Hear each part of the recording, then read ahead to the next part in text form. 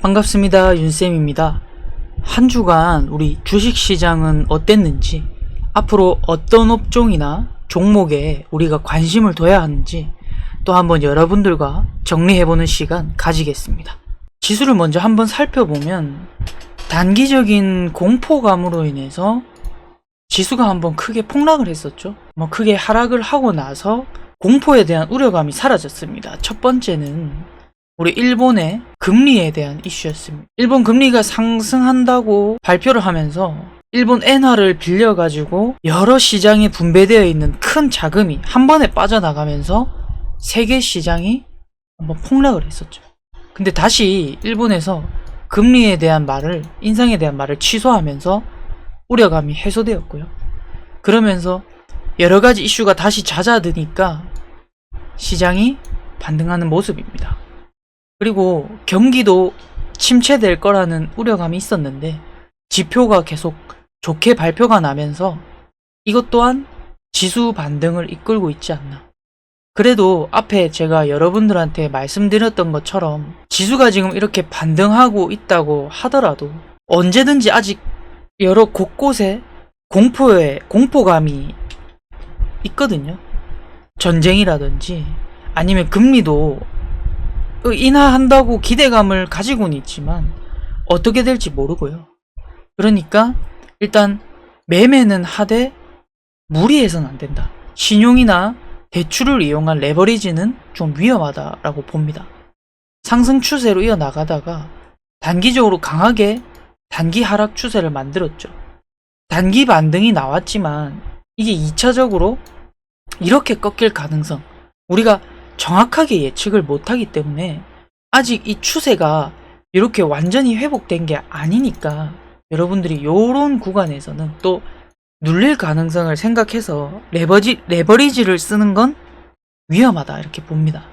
그래서 지금은 실적이 조금 받쳐주는 종목을 조금 중장기적으로 모아가는 전략이 괜찮지 않겠나 이런 생각을 하거든요. 최근에 주식시장에 또 오른 종목들을 보면 첫 번째는 코로나 바이러스가 다시 올라오면서 진단키트, 그리고 금요일에는 마스크 관련주들이 지금 급등을 하고 있죠. 파미셀, 모나리자, 휴마시스, 랩지노믹스 이런 종목들이 상승을 하고 있는데 제가 지금 저는 이 종목을 굳이 안 건드린 이유가 반짝 상승하는 일시적인 테마라고 보거든요. 일시적인 테마.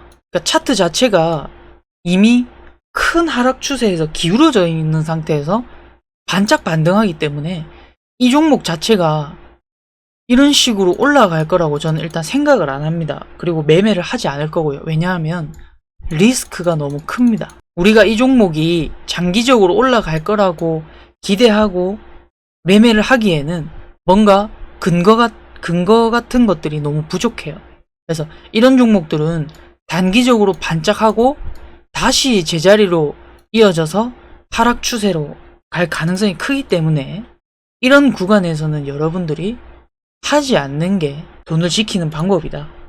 물론 지금 다른 종목이 조금 잠잠하고 이런 쪽으로 돈이 많이 몰리면서 계속 간다 하더라도 이런 종목은 이런 구간처럼 반짝 상승하고 다시 제자리로 이어나갈, 반짝 상승하고 다시 제자리로 이어나갈 가능성이 크기 때문에 여러분들은 좀 주의해서 매매를 하더라도 좀 소극적으로 해야지 적극적으로 여기서 고점 추격 매수를 하다가는 크게 물릴 수 있습니다. 여기 보면 이 이외에도 충분히 우리가 매매할 만한 종목들이 있거든요. 일단 지금 여러 가지로 코로나 바이러스 테마 종목이 오르고 있고 그 다음에 오르고 있는 주도 업종이 제약 바이오 업종입니다. 제약 바이오. 그 다음에 두 번째 실적 기반으로 해서 오르고 있는 업종이 조선업인데 조선업 중에서도 우리가 현대미포조선이라든지 HD 한국조선해양 같은 굵직굵직한 조선사들은 많이 올랐는데 지금 준비하고 있는 업종이 조선 기자재, 그러니까 조선 부품 같은 걸 납품하는 종목인데 제가 앞전에 말씀드렸다시피 한라 IMS라든지 KSP라든지 이런 여러가지로 조선기자재 업종들이 힘을 지금 비축하고 슬슬슬 상승하고 있는 모습이다.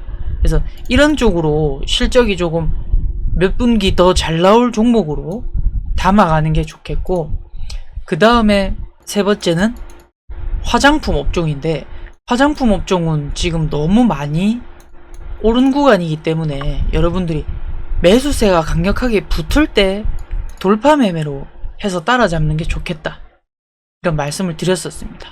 오늘도 관심 종목을 하나 들고 와봤는데 금요일날 좋은 모습을 보여줬기 때문에 제가 관심을 가지고 한번 분석을 해봤습니다. 일단 관심을 가진 종목은 역시나 제약 바이오라는 주도 업종 안에서 SK바이오팜이라는 종목인데요.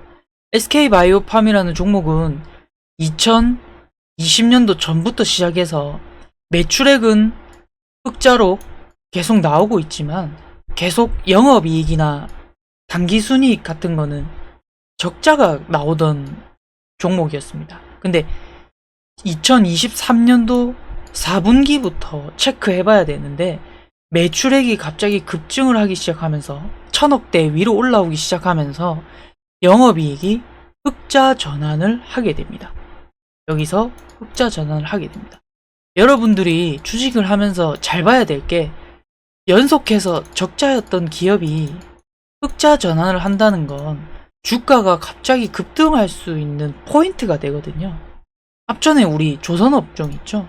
조선업종, 제가 말씀드렸던 삼성중공업이라든지 HD한국조선해양도 영업이익이 계속 적자였다가 갑자기 조선업에 호황이 돌면서 흑자 전환을 했죠. 그러면서 주가가 매집을 수렴을 하고 있다가 갑자기 빵 터졌습니다. 그래서 지금 이미 많이 오른 위치에 있죠, 조선업종들이. 그런데 SK바이오팜도 지금 갑자기 상황이 변하면서 영업이익과 당기순이익이 흑자 전환을 했다. 일시적으로 한 분기만 흑자 전환을 한 게 아니고 그 다음 분기에도 흑자를 유지하고 이번 분기 실적 발표가 나왔는데 매출액도 많이 증가했고 2분기 영업이익이 무려 154%, 그리고 당기순이익도 155%로 세 자릿수의 증가율을 보여줬습니다. 이 정도 증가율을 보여줬다는 건 뭔가 지금 기업 안에서 바람이 불고 있다, 뭔가 변화가 일어나고 있다. 그래서 무슨 변화가 있는지 한번 제가 살펴봤거든요. SK바이오팜의 이런 고속 매출 성장의 비결은 뇌전증이라는 질환의 신약, 약인 세노바메이트, 즉 미국의 제품 이름으로는 엑스코스프리라고 하는 뇌전증 신약이 있는데, 이 뇌전증 신약의 매출이 엄청나게 급증을 하고 있었습니다. 그만큼 미국 안에서 이 뇌전증 환자가 많은데 이 신약 매출이 SK바이오팜의 제품이 경쟁력을 높여 나가고 있다는 건데, 이 효능을 보니까 기존에 있던 뇌전증 신약보다 세노바메이트, SK바이오팜의 이 세노바메이트가 더 높은 효능을 임상에서 보여주었다. 만약에 입소문을 더 타고 경쟁력을 높인다면 이 세노바메이트가 미국 내 신약 쪽에서 탑을 먹을 수도 있겠다라는 기대감이 올라오고 있습니다. 만약에 지금 하위권인데 점유율을 탑으로 찍는다면 이 매출은 어마어마하게 고속 성장할 가능성이 크거든요. 그래서 저는 이 매출이 일시적인 매출이라고 저는 전혀 생각하지 않고 이 세노바메이트의 혁신적인 경쟁력을 조금 봤습니다. 물론 안 간다면 손절을 하겠지만 여러가지로 매출 성장이 기대가 되기 때문에 한번 차트를 살펴봤거든요. 자, SK바이오팜 차트를 보면 신규 상장 이후에 주가가 그냥 하염없이 내리막을 걸었습니다. 이때는 당연히 영업이익이나 당기순이익이 적자였던 시기였겠죠.